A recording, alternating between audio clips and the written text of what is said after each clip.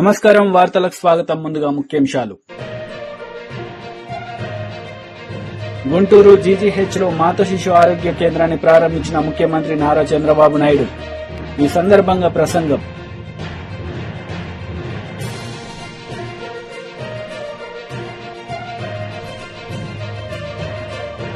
మాజీ మంత్రి హరీష్ రావు మీడియా సమావేశం. పలు అంశాలపై వివరణ.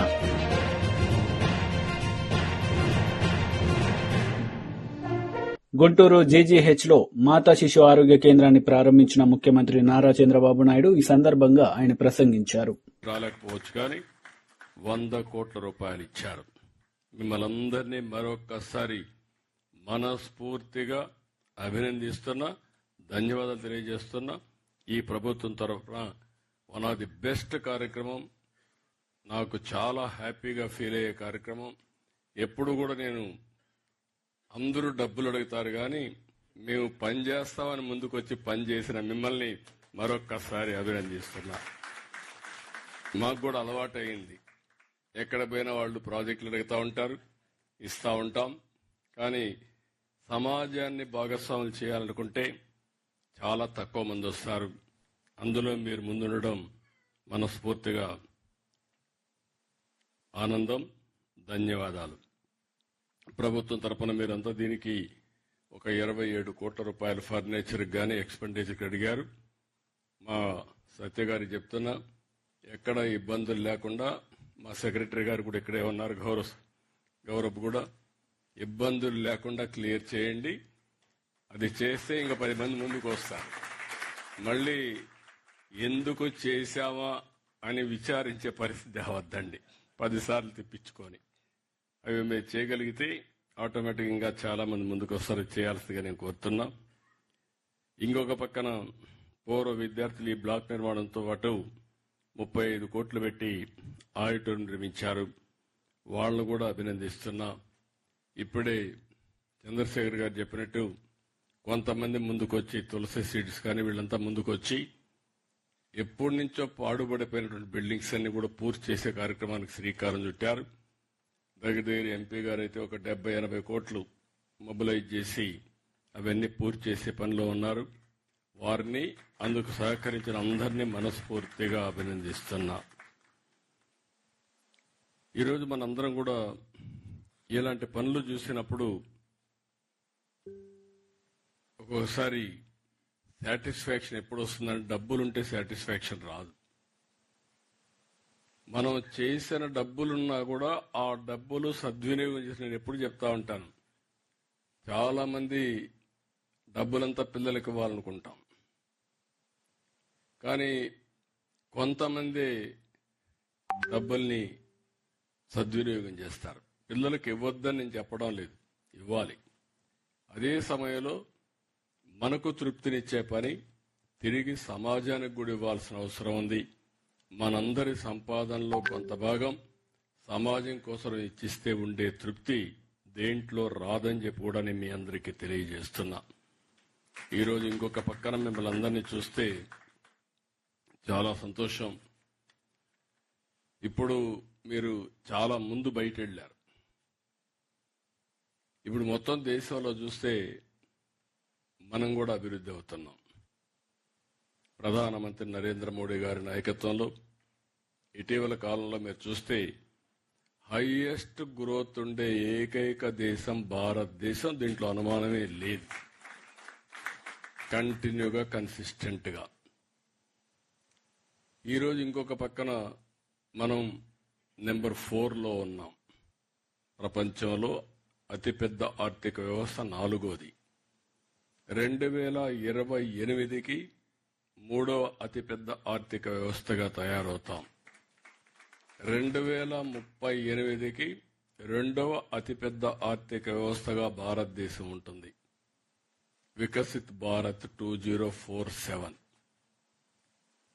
ఆ సమయంలో భారతదేశం ప్రపంచంలో నెంబర్ 1గా ఉండాలనేది మనందరి ఆకాంక్ష. అదే సమయంలో స్వర్ణ ఆంధ్రప్రదేశ్ విజన్ 2047 తయారు చేశాం.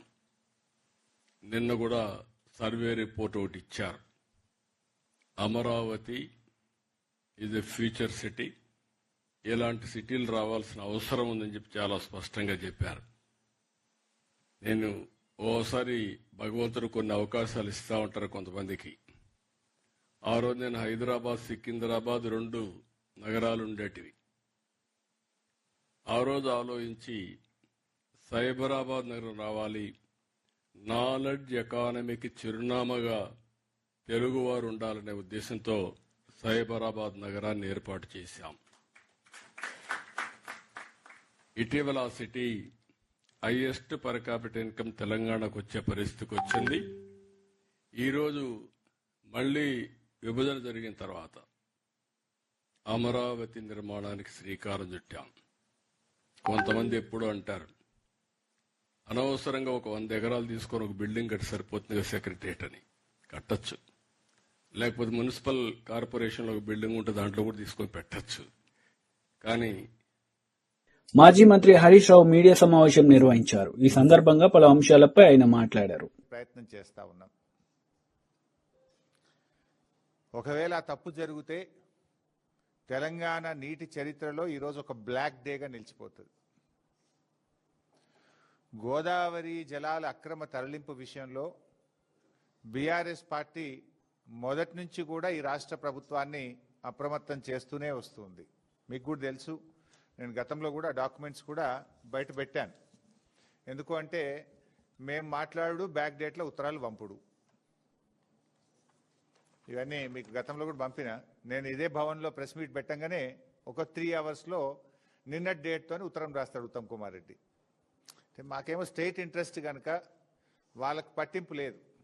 మేము పదే పదే ఆ విషయాలు బయట పెడుతూ రాష్ట్ర ప్రభుత్వాన్ని మేము అప్రమత్తం చేస్తుంటే ఇంకేదో ఫేస్ సేవింగ్ కోసం బ్యాక్ డేట్లు వేసి నా ప్రెస్ మీట్ అయినాక 5 గంటలకు 3 గంటలకో 4 గంటల తర్వాత ఇన్ని ప్రెస్ నోట్లు లెటర్లు కేంద్ర ప్రభుత్వానికి రాష్ట్రం రాసింది. డాక్యుమెంట్స్ కూడా అన్ని నేను రిలీజ్ చేస్తున్నా. ఇకపోతే అంటే పరిస్థితి ఏమైందంటే మొద్దు నిద్రపోతుంది ప్రభుత్వం, కుంభకర్ణుడిలాగా నిద్రపోతా ఉంది. ముళ్ళుగట్టబట్టి పొడిస్తే తప్ప ఈ ప్రభుత్వం నిద్రలేస్తలేదు. అది గోదావరి బనకచెర్ల ప్రాజెక్ట్ అయినా, గోదావరి నల్లమల్ల సాగర్ ప్రాజెక్ట్ అయినా జరిగేది మాత్రం గోదావరి జలాల దోపిడీ, జరిగేది మాత్రం తెలంగాణకు నష్టం. ప్రాజెక్టు పేరు మారింది తప్ప ఆంధ్రప్రదేశ్ జలదోపిడిని మాత్రం ఆపలేదు. ఈ జలద్రోహం విషయంలో కత్తి బాబు గారిది, పొడిచేది రేవంత్ రెడ్డి. వెనకట కేసీఆర్ గారు చెప్పేటోళ్ళు కత్తి ఆంధ్రోళ్ళది, పొడిచేటోడు మనోడే ఉన్నాడు అన్నట్టు ఇవాళ ఈ గోదావరి జలద్రోహం విషయంలో కత్తి బాబు గారిది, పొడిచేటోడు రేవంత్ రెడ్డి గారు. ఇప్పుడు సమైక్య రాష్ట్రంలో ఆనాడు కృష్ణా నదీ జలాల్లో తెలంగాణకు తీరని ద్రోహం చేసింది కాంగ్రెస్. ఈరోజు గోదావరి జలాల్లో కూడా తీరని ద్రోహం చేస్తున్నది నేటి కాంగ్రెస్. ఇది మరో చారిత్రక ద్రోహం. ఈరోజు ఢిల్లీలో జరగబోతున్నటువంటి సమావేశం అది తెలంగాణకు మరణ శాసనం లాంటిది. పోలవరం నల్లమల్ల సాగర్ విషయంలో మొదటి నుంచి కూడా రేవంత్ రెడ్డి గారి ప్రభుత్వం ఒక ప్లాన్డ్గా ఆంధ్రప్రదేశ్ ప్రభుత్వానికి సహకరిస్తూ వస్తుంది. ఇప్పుడు ఆ కుట్రల తీరు మీకు తెలియదేం కాదు. ఢిల్లీలో మీటింగ్ జరిగినప్పుడు ఆనాడే బీఆర్ఎస్ హెచ్చరించింది మీటింగ్ పోవద్దు నువ్వు అని. పోనంటూనే మీటింగ్కు పోయిండు. సంతకం పెట్ట అంటూనే సంతకం పెట్టిండు. ఎజెండాలో లేనే లేదని బుకాయించిండు. కమిటీ వెయ్యను అన్నాడు, కమిటీ వేసిండు.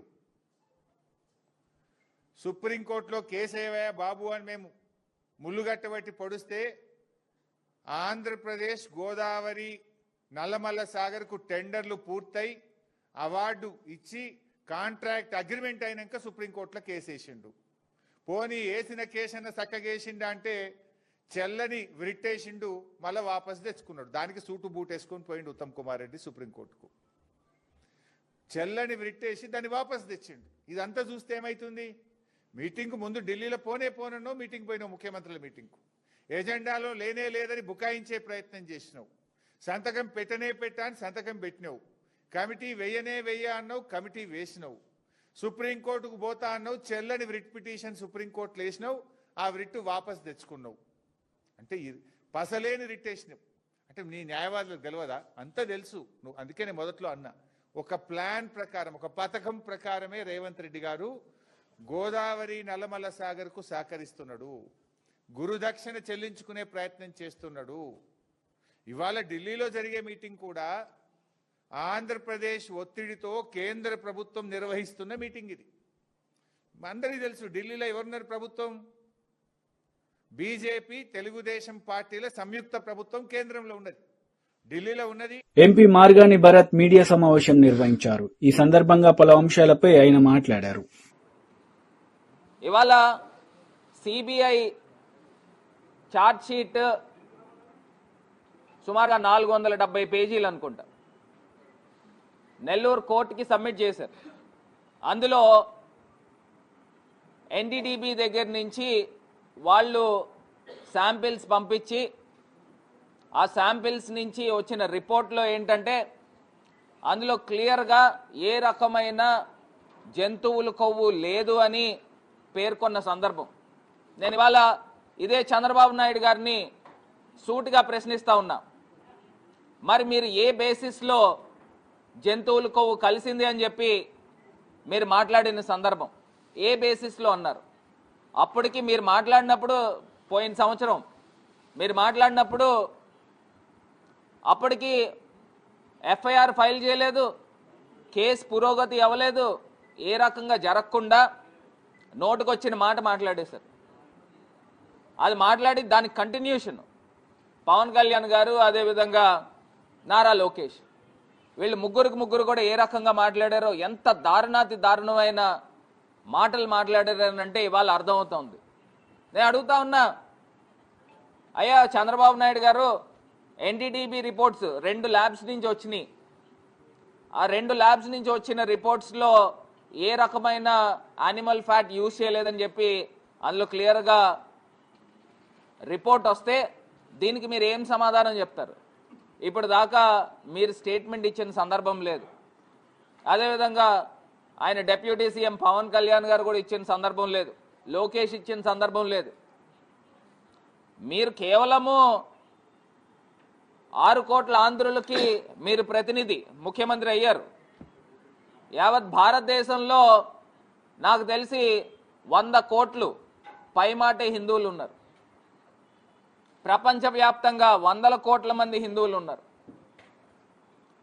వీళ్ళందరి మనోభావాలు దెబ్బతిన్నదండి మీరు ఇష్టం వచ్చినట్టు పదజాలం మాట్లాడారు అంటే? 6 కోట్ల మంది ప్రజలు కూడా ఎందుకు ఆమోదిస్తారు మీరు మాట్లాడే మాటలకి? ఇక్కడ మీకు ఏ ఆధారం బేస్ చేసుకుని యానిమల్ ఫ్యాట్ అనే పదం మాట్లాడారు?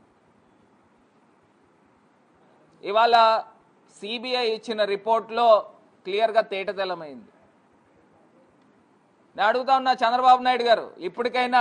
YCP leader Sajjala Ramakrishna Reddy media సమావేశం నిర్వహించారు. ఈ సందర్భంగా పలు అంశాలపై ఆయన మాట్లాడారు. లాయర్లను పెట్టుకుని చూసుకుంటాడేమో తెలియదు. అతను విపిఆర్, ఆయన పిఏగా ఉన్నాడని, విపిఆర్ గారి భార్య, ఆమె పంచాయతీ కమిటీలో ఆమె మెంబరు. ఇవన్నీ ఎక్కడ ఎందుకు ప్రస్తావనకు రావట్లా? సిట్ దాంట్లో కానీ ఇంకో దాంట్లో కానీ అది కూడా రావాలిగా. నిజంగా వీళ్లకు 1 సైడెడ్ పోవట్లేదు, నిష్పాక్షికంగా జరుగుతోంది అనుకుంటే అన్ని ప్రస్తావించవచ్చు. ఎస్విపిఆర్ గారు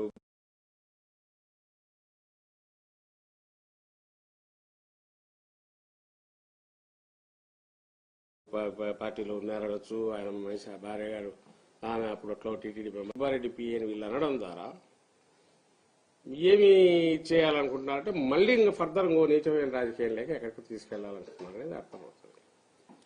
పోనీ నిజంగా సుబ్బారెడ్డి గారు ఏదైనా తప్పు చేసింటే ఇది కామన్ సెన్స్ పిల్లోళ్ళైనా ఇవ్వడం చెప్తాడు. పోయిపోయి సుప్రీంకోర్టు దగ్గరికి ఆయన ఎందుకు పోతాడు? నేరుగా అయ్యా అన్యాయమైన ఆరోపణ చేశారు, మీరే దీన్ని చేసేసి న్యాయం చేయండి, ఈ అన్యాయాన్ని సరిదిద్దండి, ఇక్కడ మహాపాపం జరుగుతోంది అన్నారు. పోనీ సుప్రీంకోర్టు ఏం కామెంట్ చేసింది? ఓ బాధ్యత కలిగిన స్థానంలో ఉన్న ముఖ్యమంత్రి అలాంటి బాధ్యతారహితమైన అంత ర్యాష్ కామెంట్స్, హేస్టీ కంక్లూజన్ కు ఎట్లొస్తారు అది కూడా ప్రశ్నించిందిగా. నువ్వు ఇన్వెస్టిగేషన్ లేదు, ఎలాంటి దాని మీద డిపార్ట్మెంటల్ ఏదైనా లేదు, బోర్డు వైపు నుంచి లేదు, ఎలాంటిది లేకుండా ఒక ముఖ్యమంత్రి తనకు డైరెక్ట్ సంబంధం లేదు. కొన్ని ఆయన ఏం పర్చేజ్ డిపార్ట్మెంట్ చూసేవాడు కాదు, టీటీడీ బోర్డు మెంబర్లకే సంబంధం లేదు, చైర్మన్ కు సంబంధం ఉండదు, ఈఓకు సంబంధం ఉండదు. దానికి సపరేట్ సిస్టమ్ ఏదో ఫామ్ చేసి ఇచ్చేసిన దాంట్లో ఒక ముఖ్యమంత్రి ఏ రకంగా ఈ కామెంట్ చేశాడు అని సుప్రీంకోర్టు క్వశ్చన్ చేసింది. సో ఇవన్నీ ఏం సూచిస్తున్నాయంటే చంద్రబాబు నాయుడు గారికి తెలిసిన ఏకైక విద్య ఆయన గాని, నేను గతంలో కూడా అన్నప్పుడు వాళ్ళు రియాక్ట్ అయ్యారు, ఇది ఒక ప్రత్యేకమైన తెగ, అది ఒక రాక్షస తెగ లాంటిది. అంటే ఒక సైకో, దీంతో ఎదుటివాడు కోలుకోకుండా అత్యంత అన్యాయమైన దారుణమైనది ఎంత దెబ్బ కొడితే ఆ షాక్ నుంచి వాడు కోలుకోలేంత కొట్టాలి, తిప్పి ఇది కూడా ప్రచారం మన చేతిలో ఉంది కాబట్టి అదే కంటిన్యూ చేస్తే ఏమంటారు, ప్రాణం డైరెక్ట్ తీయకుండా తీసేయచ్చు, వేరే రకంగా చేయకుండా. ఇది ప్రాణం తీయడమే, వ్యక్తిత్వ హననం అంటాం కదా. అలాగే ప్రభుత్వ రెప్యుటేషన్ హననం కానీ, కోట్లాది మంది వ్యక్తిత్వాల హననాలు కూడా ఇప్పుడు నేను హిందువులు ఎవరైతే, హిందువులే కాదు ఎవరైనా సరే, వెంకటేశ్వర స్వామిని ఒక మనిషి అనేవాడు ఇంత అన్యాయమైన నీచమైన పాపిష్టి ఆరోపణ చేయగలడా, అందులోనూ ఒక ముఖ్యమంత్రి స్థాయిలో ఉన్నవాడు, సభ్య సమాజంలో ఉండాలనుకునేవాడు, ఉండాల్సిన అర్హత ఉన్నవాడు ఎవడైనా ఇలాంటి మాట అంటాడా అనే షాక్ ఐ థింక్ అప్పుడు లేకపోయినా ఇప్పుడైతే అందరికి వచ్చి ఉంటుంది. సిబిఐ ఇచ్చిన రిపోర్ట్లు జంతువుల కొవ్వు దాంట్లో కలలేదు అనేది మాత్రం తీసుకునేది, అంటే అది మీకు పాజిటివ్. మిగతాది అంతా పామాలి ఇదంతా ఆయిల్ అన్ని కలిసాయి కదా, వేరే వేరే అన్ని అసలు నెయ్యే లేదు అని చెప్తున్నారు కదా సార్, మరి దాని మీద ఏమంటారు? మీకు నేను అందుకే మన ల్యాబొరేటరీ రిపోర్ట్ అన్నిటికంటే అవి నేను కూడా sterile, clean, I don't think political దాంట్లో ఇంటర్వెన్షన్ ఉంటుంది అనుకోను. ఏమిండదు, అక్కడ ఏముంటే అదే రిఫ్లెక్ట్ అవుతుంది. ల్యాబొరేటరీ రిపోర్ట్లో ఎక్కడ కూడా ప్యూర్లీ పామోలిన్ కెమికల్స్ మాత్రమే కలిపినారని ఎక్కడా లేదు. మీకు తెలుసు, మనం తినేది అదే, నెయ్యో నూనె ఏదో తింటుంటాం. వీటిలో పామోలిన్ మాత్రమే వాడి నెయ్యి ఇది తీసుకురావడం కుదురుతుందా? పామోలిన్ కొంత కలిసిందా, ఇంకోటి ఉన్నాయా, అవన్నీ ఇన్వెస్టిగేషన్ తేలాల్సినవి తేలుతుంటాయి. బీజేపీ విజయ శంకరరావు కార్యక్రమంలో పలువురు బీజేపీ ముఖ్య నేతలు పాల్గొన్నారు. ఈ సందర్భంగా వారు మాట్లాడారు.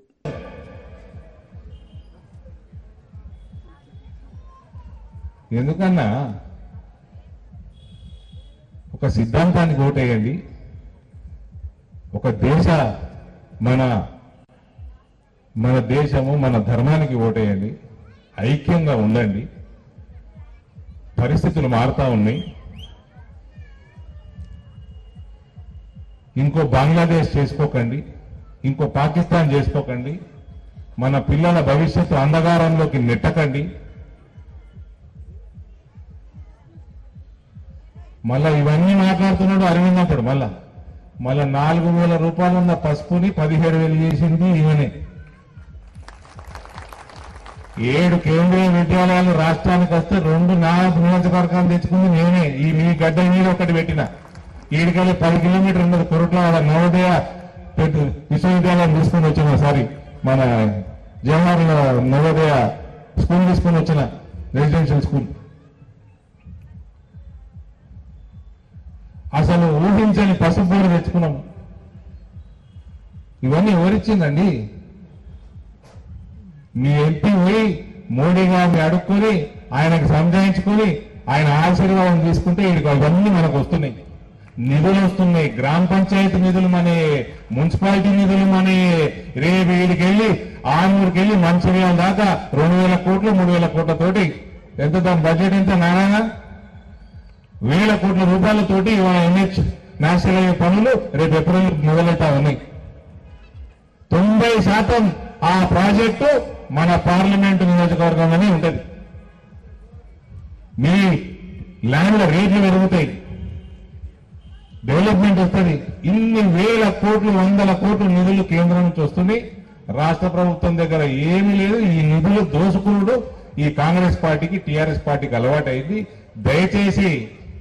దయచేసి మీ ఇక్కడ మున్సిపాలిటీలో మస్తు కరప్షన్ అయింది. మీ తర్వాత మీరు మొత్తం మళ్ళీ ఇంద్రమ్మ ఇల్లు కట్టింది ఎవరు? ఇప్పుడు చెప్తా ఉన్నారు ఇక్కడ మీ ఎమ్మెల్యేనే కడుతున్నాడు అక్కడ. దయచేసి దాంట్లో మరి ఎవరైనా ఉంటే ఎప్పుడు గోడ కూలుతుందో చూసుకోండి. మీరు ఎప్పుడు ఛత్తు కూలుతుందో, ఎప్పుడు గోడ కూలుతుందో, నీళ్లు లేవంటే కరెంట్ లేవంటే వేరే మాట. దాని నాణ్యత చూసుకోండి. ప్రజాధనాన్ని వృద్ధి చేసి ఈరోజు ప్రజల్ని దగా చేస్తా ఉన్నారు. మన బతుకులు బాగుపడాలంటే, మన తెలంగాణని రక్షించుకోవాలంటే భారతీయ జనతా పార్టీని గెలిపించాల్సిన అవసరం ఉన్నది మిత్రులారా. ఈరోజు to save Telangana vote BJP అని చెప్పేసి ఈరోజు మిమ్మల్ని అడుగుతా ఉన్నాను మిత్రులు. మరి కోరుతా ఉన్నాను, మీరు కాంగ్రెస్ అవకాశం ఇచ్చారు, బీఆర్ఎస్కి అవకాశం ఇచ్చారు. ఒక్కసారి భారతీయ జనతా పార్టీకి అవకాశం ఇచ్చి చూడండి. ఒక్క అవినీతి కూడా లేకుండా 12 సంవత్సరాల నుంచి నరేంద్ర మోదీ గారు పరిపాలన చేస్తా ఉన్నారు. వీళ్ళు 2 సంవత్సరాల్లోనే అనేకమైనటువంటి అవినీతి ఘటనలు బయటకు వస్తూ ఉన్నాయి. మరి అక్కడ చెప్పడానికి వీలేదు, బీఆర్ఎస్ లేదని ఇంతకుముందు మిత్రుడు అన్నారు. బీఆర్ఎస్ మునిగిపోతున్న పడవ, ఆ పడవలో రాండే ఎక్కండే అని చెప్తా ఉన్నారు. రేపు తెలంగాణ ప్రజలు బీఆర్ఎస్ పార్టీ యొక్క పడవని మొత్తం ముంచేస్తారు. దాంట్లో పోతే మీరు మునిగిపోతారని చెప్పేసి కూడా ఎవరైనా రాజకీయ నాయకులు అక్కడ పోవాలన్న ఆలోచన ఉంటే వాళ్ళు చెప్తా ఉన్నాను. ఎక్కడ ఉంది బీఆర్ఎస్ అని అడుగుతా ఉన్నాను. మొన్న జరిగినటువంటి ఒక ఎమ్మెల్సీ ఎన్నికలు. వార్తలు ముగించే ముందు ముఖ్యాంశాలు మరోసారి. గుంటూరు జీజీహెచ్లో మాత శిశు ఆరోగ్య కేంద్రాన్ని ప్రారంభించిన ముఖ్యమంత్రి నారా చంద్రబాబు నాయుడు. ఈ సందర్భంగా ప్రసంగం.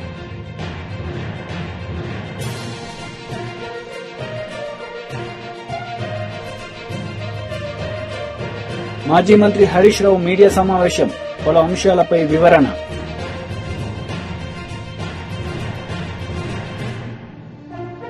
ఈ వార్తలు ఇంతటితో సమాప్తం. తిరిగి ప్రసారమయ్యే వార్తల్లో మళ్ళీ కలుద్దాం. అంతవరకు సెలవు. నమస్తే.